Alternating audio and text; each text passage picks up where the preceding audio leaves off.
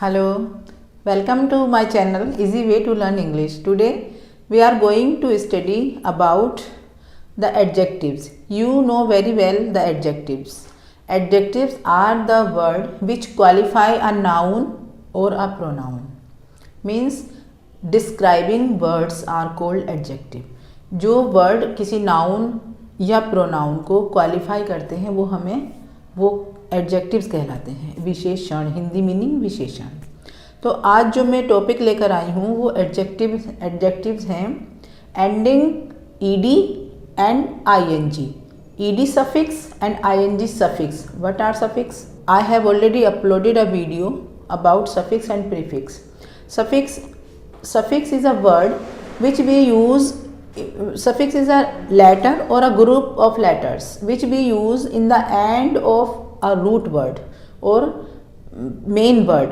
तो जब हम किसी लेटर को या एक वर्ड को किसी मेन वर्ड के बाद में हम ऐड कर देते हैं तो उसको कहते हैं सफिक्स. जैसे मैंने लिया सरप्राइज, तो मैं सरप्राइज के बाद ईडी ऐड कर देती हूँ तो surprised, that is suffix ED. ED ending adjective.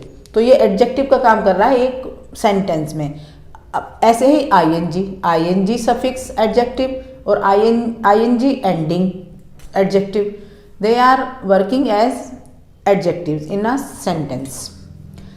अब हमें कैसे पता चलेगा कि कहाँ हमें सरप्राइजिंग यूज़ करना है और कहाँ हमें सरप्राइज्ड यूज़ करना है?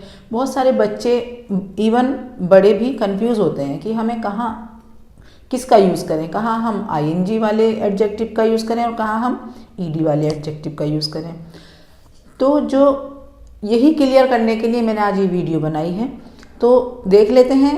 पहले मैं एक एग्जाम्पल के थ्रू आपको बताती हूँ. जैसे कि आई एम सरप्राइजिंग और I am surprised, which one is correct? I am surprised is correct, I am surprising is incorrect. I am surprised, मैं सरप्राइज्ड हूँ. मैं जिस चीज़ को देखकर सरप्राइज्ड हूँ वो चीज़ सरप्राइजिंग है. Suppose I am surprised to see a long snake. अगर मैंने एक बहुत लंबा स्नेक देख लिया तो I am surprised. But surprising क्या था? सरप्राइजिंग तो वो स्नेक है, उसकी करेक्टरिस्टिक्स है सरप्राइज, उसकी जो अपीयरेंस है दैट इज सरप्राइजिंग. तो मैं उसको देख के सरप्राइज्ड हूँ. Let me take one more sentence. Cricket is very exciting game. तो क्रिकेट एक्साइटिंग है. जब मैं उसको देखूंगी तो आई गॉट एक्साइटेड, मैं एक्साइटेड हुई. मैं एक्साइटेड होंगी because I am watching the exciting game. तो इस तरह से हम, चलिए थोड़ा सा सेंटेंस देख लेते हैं बोर्ड पर. First sentence is I got frightened that scene was too scaring. हाँ, let me tell you one more thing. और सरप्राइज्ड जो हमें बताता है वो हमें एक टेम्परेरी हमारा रिएक्शन, हमारा टेम्परेरी मूड इसको शो करता है. सरप्राइज्ड, मैं हमेशा सरप्राइज नहीं हूँ, हमेशा तो नहीं हूँ. मैं तो कोई सीन देख के, कोई मूवी देख के बोर हो सकती हूँ. तो board, I got bored, I got surprised, I got excited, इस तरह से हो सकती हूँ. बट जो सरप्राइजिंग है, जो एक्साइटिंग है, वो एक चीज़ है जो हमेशा के लिए है, जो एक लॉन्ग टाइम के लिए है. ठीक है ना? Got it? I got frightened that scene was too scaring. Frightened का मतलब होता है डरना. मैं डर गई. आई गॉट फ्राइटेंड, मैं डर गई. That scene was too scaring, that scene was too scaring, वो सीन जो था बड़ा स्केरिंग था. स्केरिंग मैंने लगाया है. आईएनजी वाले एडजेक्टिव है ये आईएनजी और ईडी हमेशा ही एडजेक्टिव का काम नहीं करते हैं. ये जब ये टेंसेस में यूज होते हैं तो ये कई बार मीन्स वर्ब का भी काम करते हैं. जैसे सरप्राइज्ड, तो he surprised to see his hair style, वो उसकी हेयर स्टाइल देखकर सरप्राइज हो गया. तो सरप्राइज हो गया. यहाँ पर सरप्राइज्ड मैंने लगाया तो ये सेकंड फॉर्म है. तो ये कोई एडजेक्टिव नहीं है, ये तो एक एक्शन वर्ब है जो काम कर रही है सरप्राइज करने का, कि वो सरप्राइज हो गया उसके लंबे बाल देखकर, इस तरह से. और बट जब एडजेक्टिव का नंबर आता है बनाने का तो उसमें वहाँ पर सरप्राइजिंग एक करेक्टरिस्टिक को शो करता है, एक बिहेवियर को शो करता है, एक पर्सनैलिटी को शो करता है।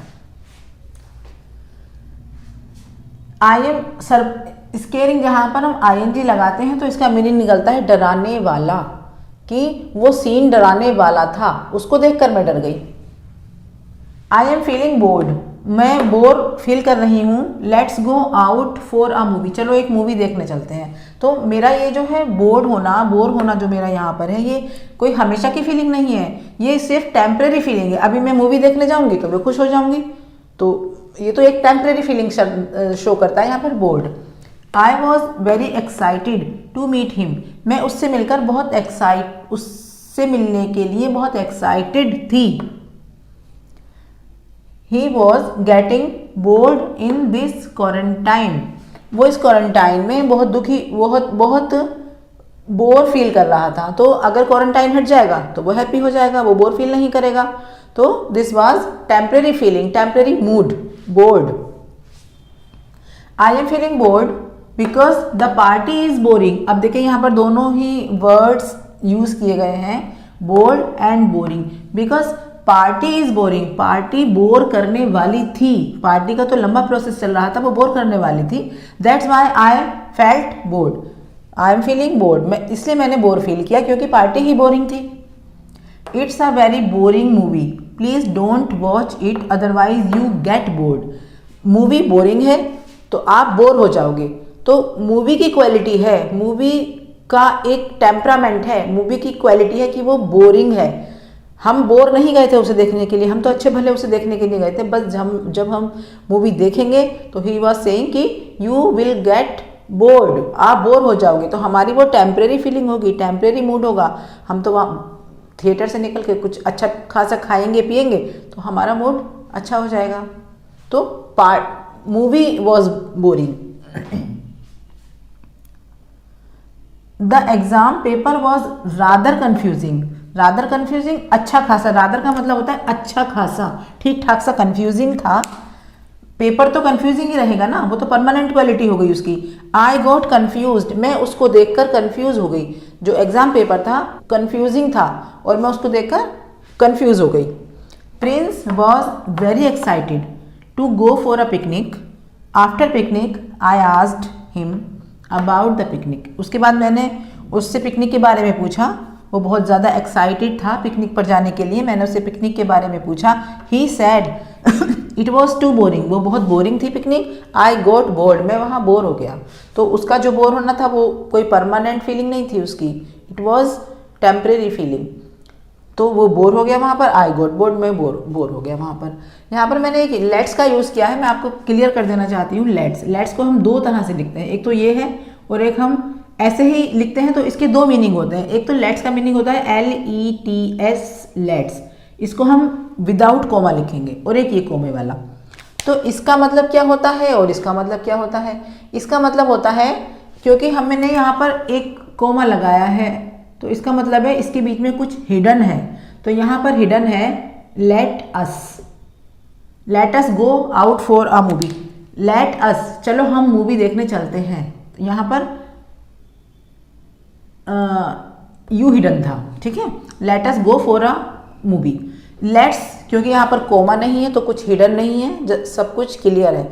लेट्स का मतलब होता है, लेट एक वर्ब है, आपको पता होगा लेट एक वर्ब है। तो जब हम किसी वर्ब में एस लगाते हैं तो it works as a singular verb. जैसे ही लेट्स मी गो, वो मुझे जाने देता है। ही लेट्स मी गो आउट, वो मुझे बाहर जाने देता है। तो ये प्रेजेंट इंडेफिनिट का टेंस है और प्रेजेंट इंडेफिनिट में हम वर्ब के साथ एस या ईएस का यूज करते हैं। And now today's proverb is make hay while the sun rises. Make hay का मतलब होता है जो तुम्हारी घास वगैरह है उसको सुखाना, मीन्स सन की रोशनी में उसको सुखाना। तो जैसे ही सनराइज होता है फटाफट से अपनी सब घास वगैरह को सुखाना, लकड़ियाँ सुखाना।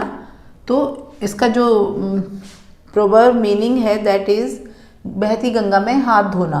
Make hay while the sun rises, बहती गंगा में हाथ धोना मीन्स सब सूरज निकल गया है, सब अपना अपना काम कर रहे हैं, तो आप भी चल के अपना उसमें जो भी आपका पेंडिंग काम है वो कर लो। Make hay while the sun rises, बहती गंगा में हाथ धोना। So that's all for today. I wanted to share with you. I hope you have understood today's lesson. For any related query, you are welcome to ask in comment section below. Thank you so much. Thank you very much for watching my video till the end. Keep liking my videos, sharing with others, and subscribe the channel if you have not subscribed it yet. I will be back soon. Till then, bye. Keep washing your hands and keep watching my videos. Bye.